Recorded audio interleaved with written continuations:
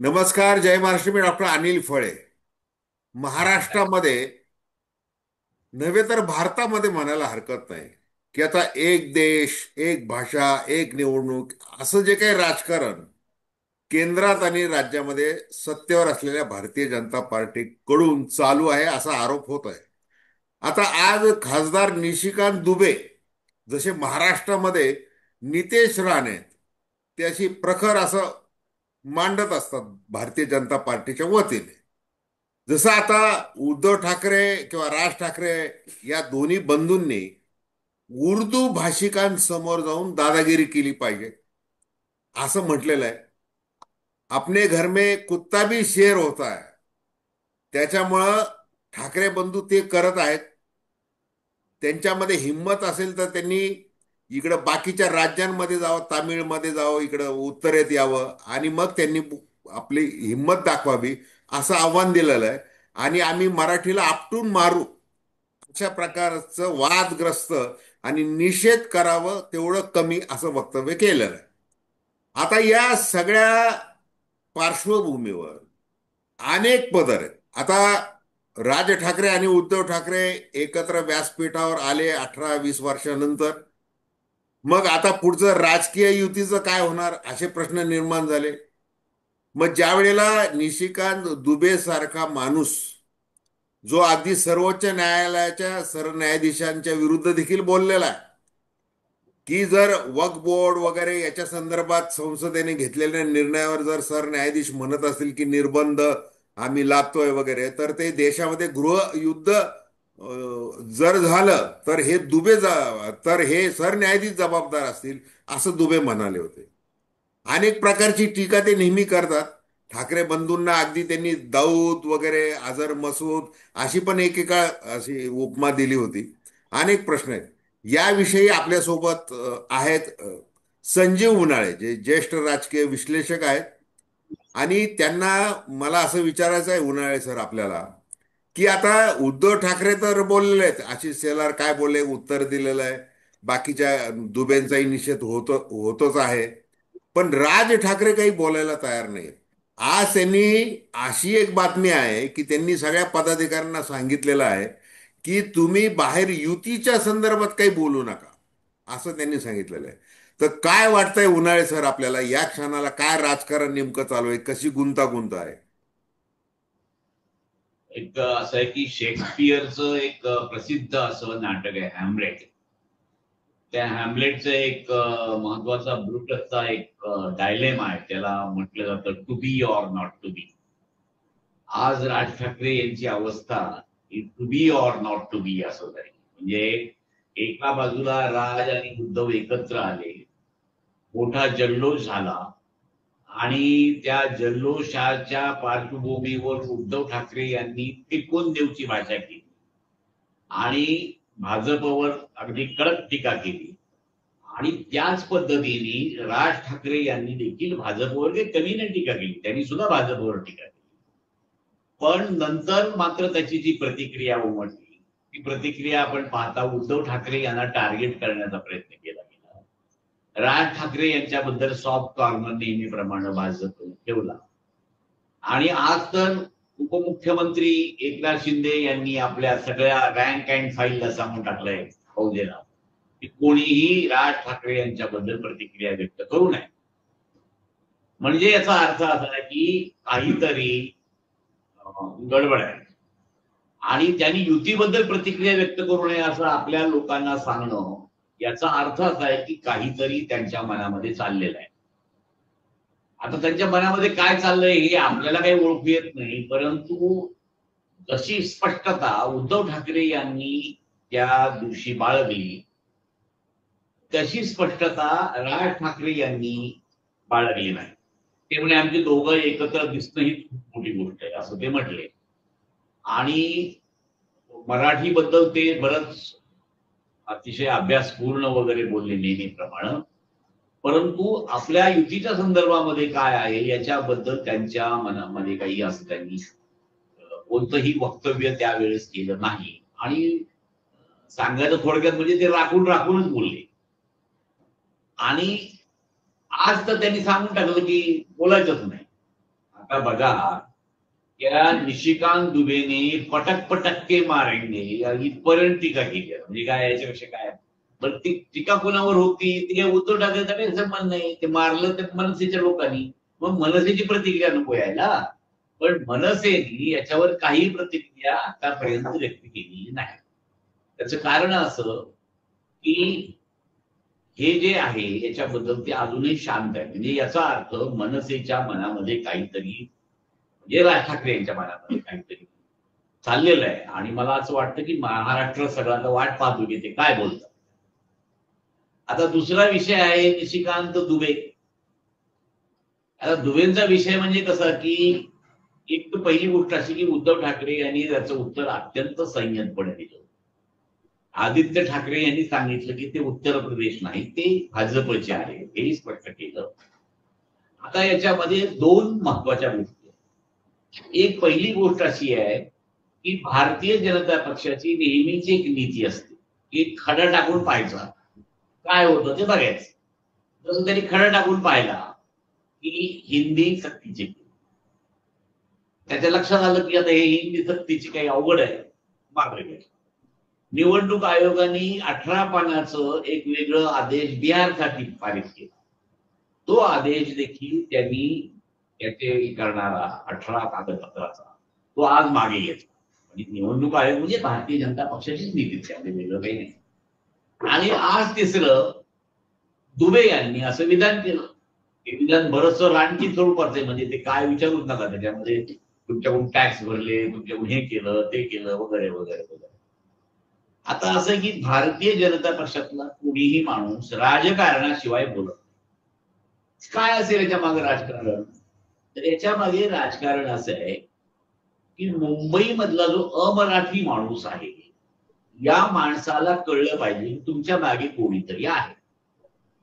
आता काय मुंबईची परिस्थिती, म्हणजे आता बघा, संयुक्त महाराष्ट्राचा हा दुसरा लढा असं म्हटलं जातं. अहो, संयुक्त महाराष्ट्राचा पहिला लढा झाला तेव्हा मराठी माणूस इथे होता, गिरणी कामगार होता, मराठीचं वर्चस्व होतं. आज आपलं वर्चस्व काय आहे जरा मागे वळून पहा ना. आज मुंबईमध्ये मोठ्या मुश्किलीने 30 ते 35% मराठी बोलणारी लोक शिल्लक आहेत.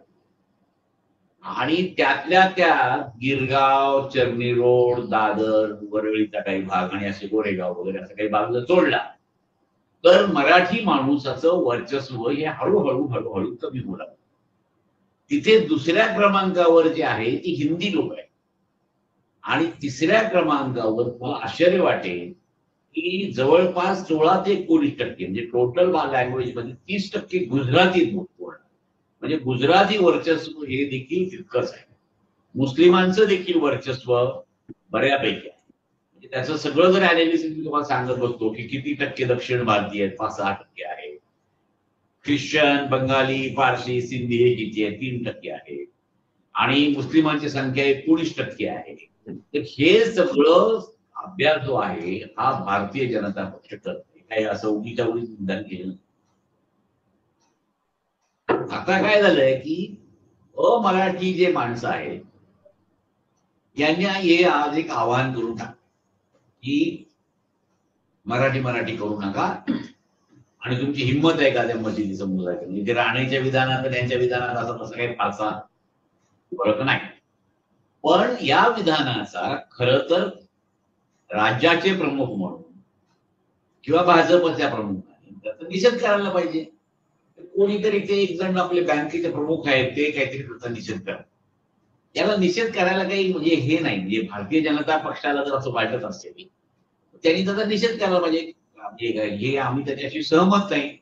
आणि नेहमी करतात एक अतिशय स्टँडर्ड विधान असतं, ते त्यांचं व्यक्तिगत मत आहे, ते पक्षाचं विधान नाही. अंगलट आलं की असं करायचं नाही, सगळ्यात महत्वाचं बरं का उन्हाळे साहेब, ते दुबे असं म्हटलेले आहेत की झारखंड वगैरे इकडचे सगळे गुंतवणूकदार वगैरे सगळं जे आहे ते सगळं महाराष्ट्राच्या भल्याचं आहे. म्हणजे तुमच्या अर्थकारणाचा गाडा आमच्या जीवावर चालू आहे. निदान या वाक्याची, अशा विधानाची दखल घेऊन तरी मुख्यमंत्री किंवा भाजपचे प्रदेशाध्यक्ष यांनी बोलायला पाहिजे, असं तुम्हाला म्हणायचं आणि अमराठी माणसं भरतात. आता हे खरं आहे ना. आज मुंबई मधला बराचसा प्रदेश तर अदानींनीच घेतलेला आहे, त्याला दिलेलं आहे आंदण हे. आणि गुजराती लोकांचं वर्चस्व आहे, टॅक्स तेच भरतात. म्हणजे एक गोष्ट खरी आहे की मात्र, म्हणजे दुबे यांनी सांगितलेली दुसरी बाजू ही देखील गंभीरतेने घेण्याची गरज आहे. म्हणजे उगी त्याची टीका करण्यात मतलब नाहीये.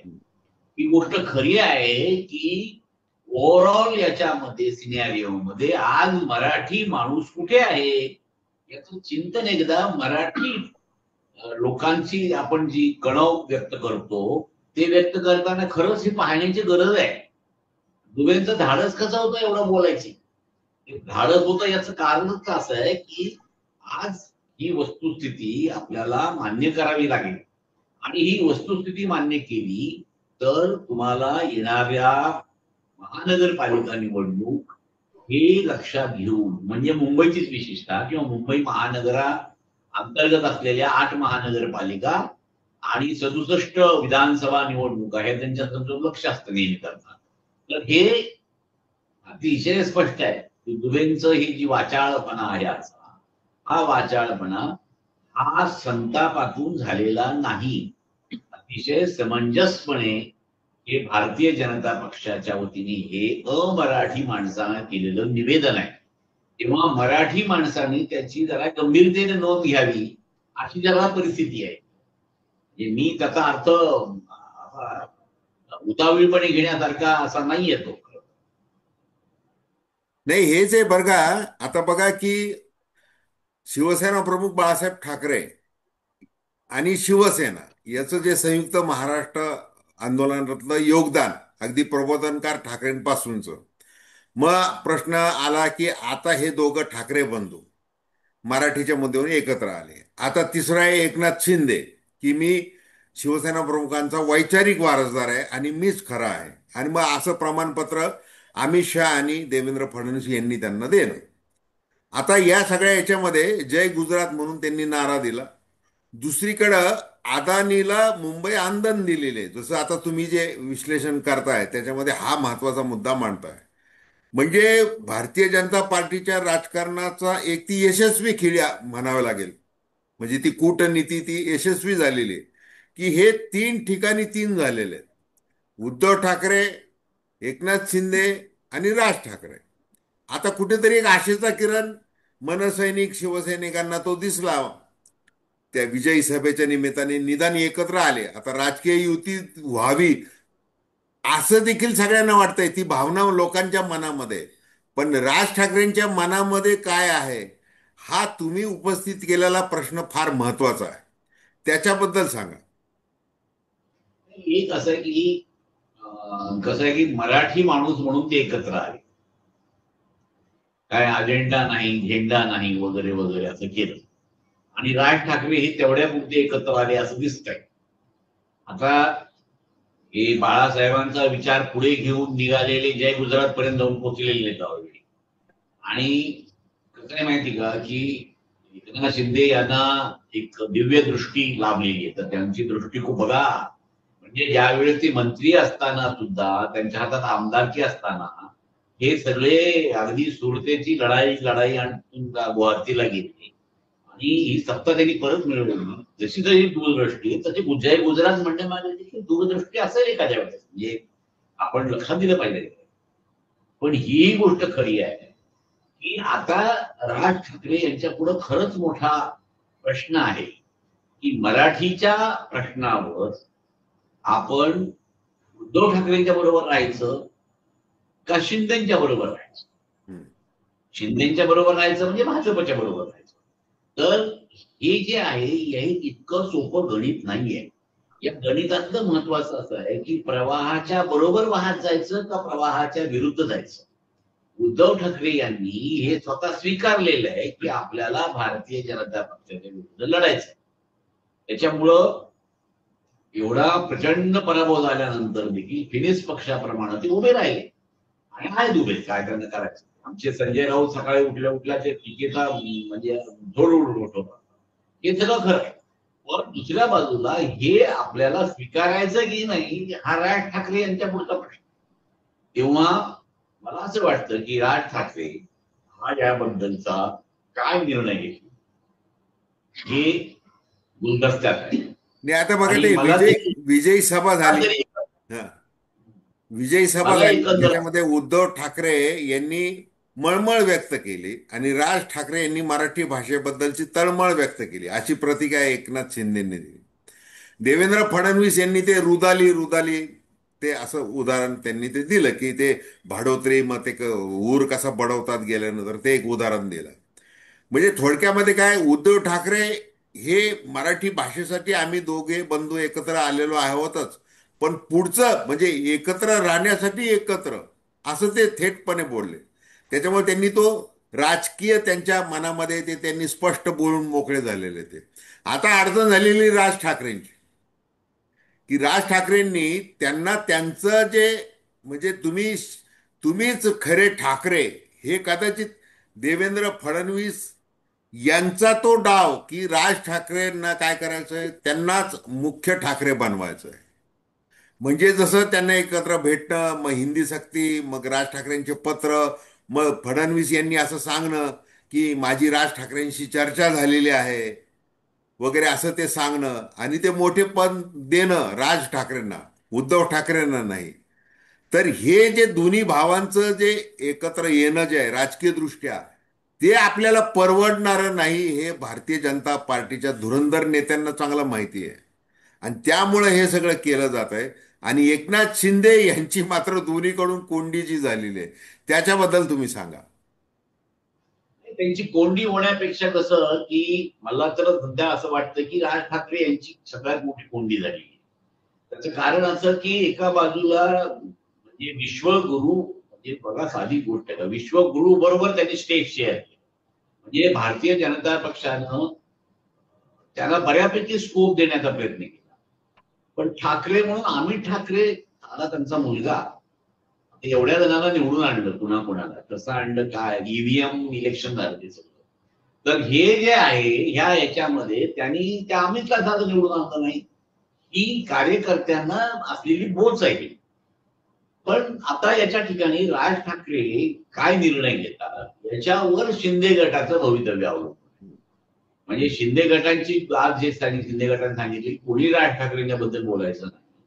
हे बोलण्यामागचा उद्देशच असा आहे की राज ठाकरे यांना वश करण्याचा प्रयत्न हा भारतीय जनता पक्ष आणि एकनाथ शिंदे या गटाकडून जोरकसपणे चाललेला आहे. म्हणून तर त्यांनी सांगितलं ना की कुणी याच्या युतीबद्दल बोलू नका. तेव्हा मला असं वाटतं की येणाऱ्या काही दिवसामध्ये राज ठाकरे आपले पत्ते उघड करतील आणि उद्धव ठाकरे यांना एकाकी लढत द्यावी लागेल का दोघं मिळून एकत्र येतील, हे लवकरच आपल्याला दिसेल. सध्या तरी ते मला असं वाटतं की राज ठाकरे यांच्या निर्णयाप्रत आपल्याला निर्णय येईपर्यंत थांबवा लागेल. नाही, आधी आता आपण अशी अपेक्षा करूया की राज ठाकरे म्हणजे आपलं आता आपण ही चर्चा सुरू केली तोपर्यंत तरी काय मनसेची प्रतिक्रिया आलेली नव्हती कोणत्या प्रकारे दुबे यांच्या आणि यांच्या वक्तव्यासंदर्भात. आता बघा, राजकीय जर विचार केला राज ठाकरेंनी, की त्यांच्याकडे महानगरपालिका, एक मुंबईचं उदाहरण घेतलं महापालिका, तर 2009, 2014, त्याच्यानंतर 14, त्याच्यानंतर 17ला, नाही 17ला, 2017 मध्ये निवडणूक झाली होती शेवटची. त्याच्यामध्ये जे त्यांचे काही 7-8 नगरसेवक निवडून आले होते, त्याच्यातले 6 नगरसेवक उद्धव ठाकरेंनी पळून नेले ते. आणि मी ते करून दाखवलं वगैरे, ते सगळं असं ते सगळं झालं. त्या जुन्या सगळ्या आठवणी. पुन्हा विधानसभा निवडणुकीमध्ये राज ठाकरे यांनी असं वक्तव्य केलं होतं की आता मुख्यमंत्री देवेंद्र फडणवीस व्हावेत अशी इच्छा आहे, असं ते बोलले होते. निवडणुका त्यांनी 125 जागांवर लढवल्या, त्याच्यामध्ये 119 मतदारसंघांमध्ये डिपॉझिटच जप्त झालं आणि बाकीच्या 5-6 ठिकाणी त्यांनी चांगल्या प्रकारे मतं मिळवलेली आहेत. पुन्हा एकूण पडलेली मतं जी 1.66% वगैरे ती अशी सांगितली जातात. या सगळ्या परिस्थितीमध्ये राज ठाकरे यांच्या, जसं तुम्ही सांगितलं की ते त्यांची कोंडी झालेली आहे राजकीय दृष्ट्या, की आता ह्या महायुती बरोबर जायचं शिंदेच्या माध्यमातून. कारण की भारतीय जनता पार्टी कोणत्याही परिस्थितीमध्ये राज ठाकरे यांच्याशी थेट युती करणार नाही. कारण की ते परप्रांतीयांच्या विरुद्ध त्यांनी आंदोलन ज्या पद्धतीने सुरू केलेलं आहे, त्याच्यामध्ये घेणार नाही. तुम्हाला युती करायची तर तुम्ही कुणाबरोबर करा, एकनाथ शिंदे यांच्या शिवसेनेबरोबर करा. आणि ती जाहीर न करता जर आपसात म्हणजे वॉर्डामध्ये जर काही करता आलं तुम्हाला तर ते करा, असं बहुतेक ते सांगितलेलं आहे. त्याच्यामुळे राज ठाकरे यांना आता थेट निर्णय घ्यावा लागणार आहे.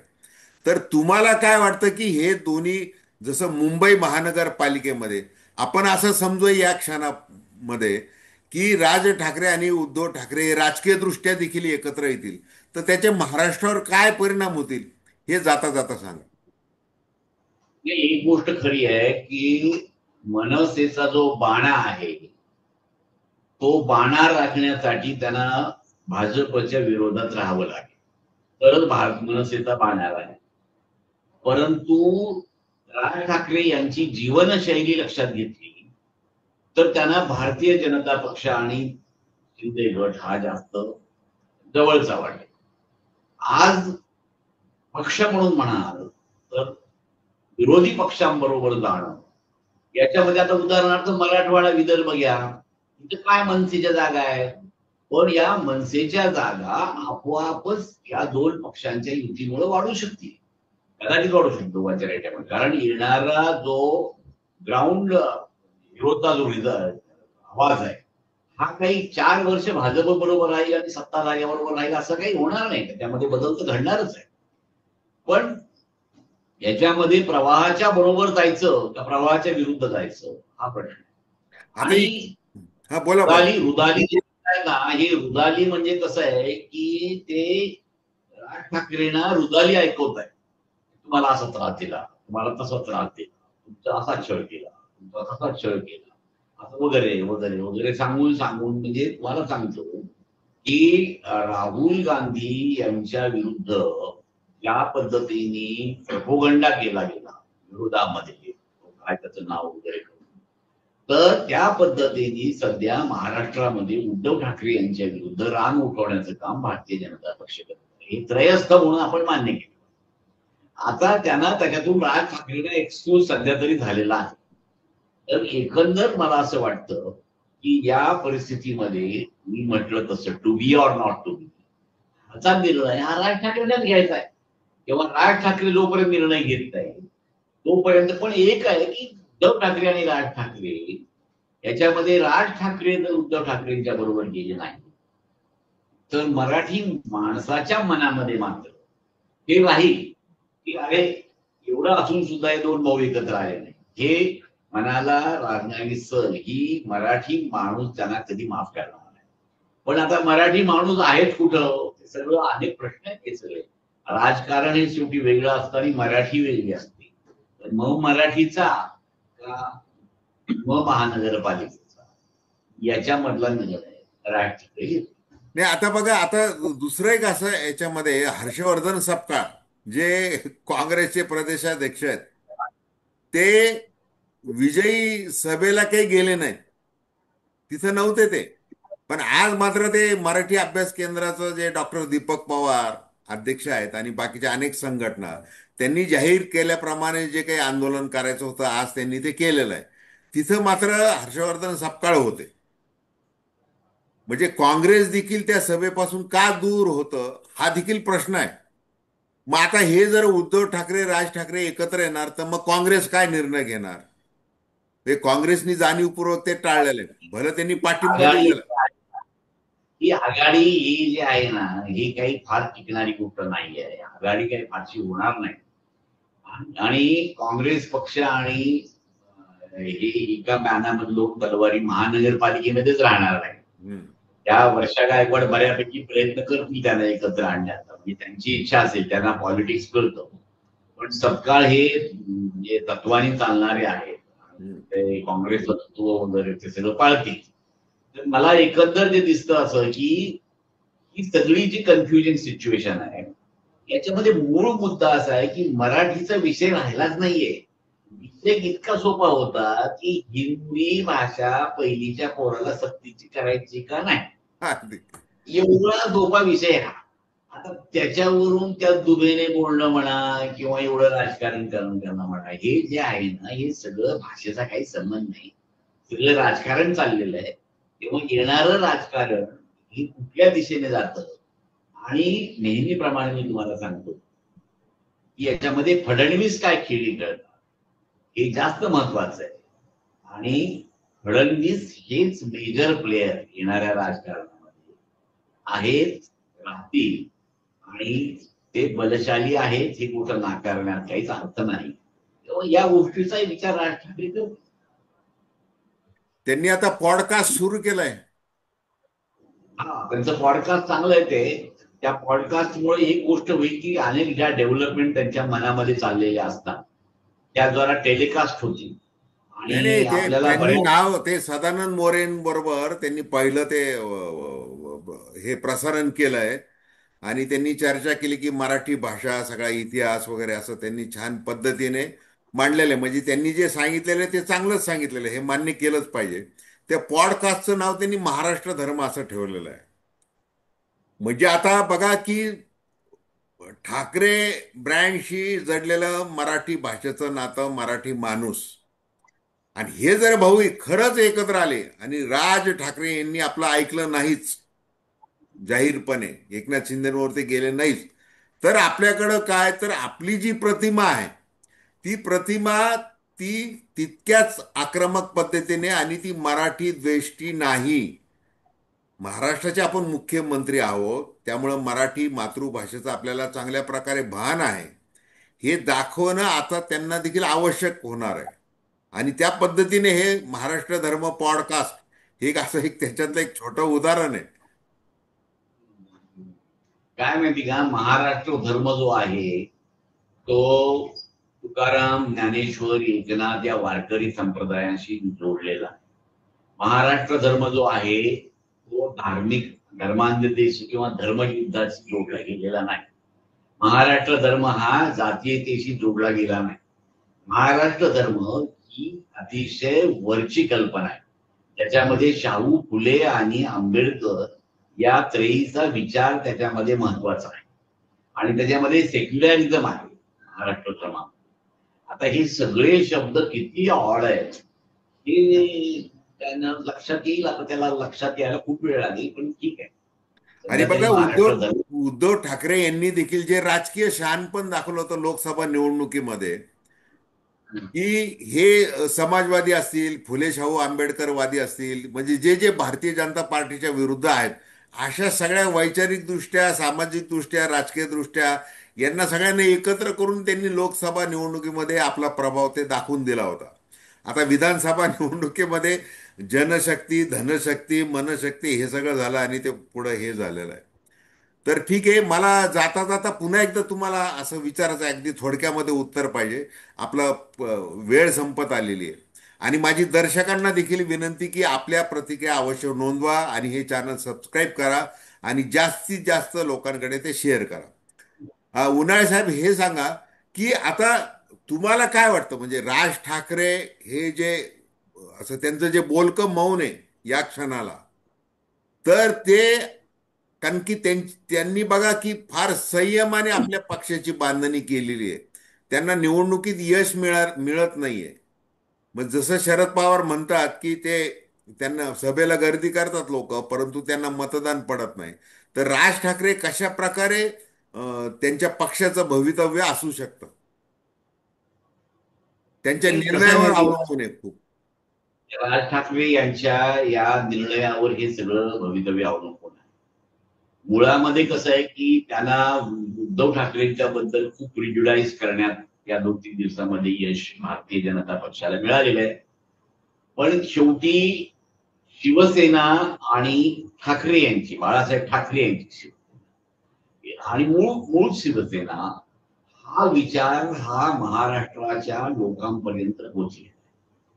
मला असं वाटतं की त्या विचाराला बरोबर घेऊन ते जर गेले आणि एक विरोधी सक्षम पक्ष म्हणून महाराष्ट्रामध्ये उभे राहिले तर त्यांचं तेज आणि त्यांचं वक्तृत्व अजून उजळून निघेल.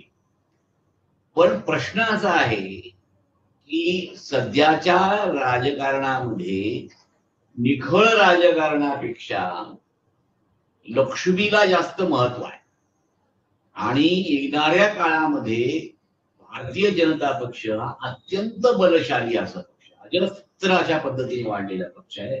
24 तासातल्या प्रत्येक सेकंदाचा उपयोग केवळ राजकारणासाठी करणारा हा पक्ष आहे. अतिशय व्यूहरचना आणि नेरेटिव्ह असा सेट करणारा पक्ष आहे. हा पक्ष आपल्याला ही वाट बिकट तर करणार नाही ना. त्याच्यापेक्षा सरळ वाटेने यांच्या बरोबर गेलं आणि शिंदेच्या बरोबर राहिलं तर ठाकरे म्हणून आपलं वेगळं अस्तित्व राहील. उद्धव ठाकरेंच्या अस्तित्वाबरोबर आपल्या अस्तित्वाची सरमिसळ होणार नाही आणि आपलं स्वतंत्र व्यक्तिमत्व राहील, जे व्यक्तिमत्व त्यांनी ठाकरे घरातून बाहेर पडल्यानंतर सातत्याने दाखवलेलं आहे. म्हणजे आज हे लक्षात घ्या की राज ठाकरे यांचं वैशिष्ट्य असं आहे की ते अतिशय स्पष्ट, रोखठोक आणि व्यवस्थित बोलतात. म्हणजे ते कुणाचाही मुलाहिजा ठेवत नाही, असं व्यक्तित्व आहे. तर त्यांचं हे व्यक्तित्व जर त्यांना जास्त प्रभावशाली करायचं असेल तर त्यांना शिंदे गटाबरोबर जाणं हे जास्त श्रेयस्कर होईल. कारण त्यांच्यामध्ये त्यांचं ठाकरेपणही राहील आणि वेगळेपणही राहील. मला असं वाटतं की त्यांच्या मनातली ही द्विधा अवस्था असावी की ठाकरे प्लस ठाकरेमध्ये मिसळून जावं आणि ठाकरेमय व्हावं का ठाकरे म्हणून वेगळं अस्तित्व राखावं. हा मूळ प्रश्न आहे. तो मूळ प्रश्नाचं उत्तर ते शोधतील त्यांच्या आत्मचिंतनात. नाही, बरोबर आहे की राजकारणामध्ये टायमिंगला जास्त महत्व असतं. तसं राज ठाकरे देखील आता एवढं अपयश पचवल्यानंतर आता त्यांच्यामध्ये बेरजेचं राजकारण म्हणा किंवा आपण प्लसमध्ये राहायला पाहिजे त्या अर्थाने राजकीय दृष्ट्या, म्हणून ते केव्हा गप्प बसायचंय केव्हा प्रतिक्रिया व्यक्त करायची हे ते ठरवत असतील. तर धन्यवाद उन्हाळे साहेब, आपण अतिशय स्पष्टपणे या सगळ्या राजकारणाची या क्षणाच्या राजकारणाची उकल केलेली आहे. खूप खूप धन्यवाद.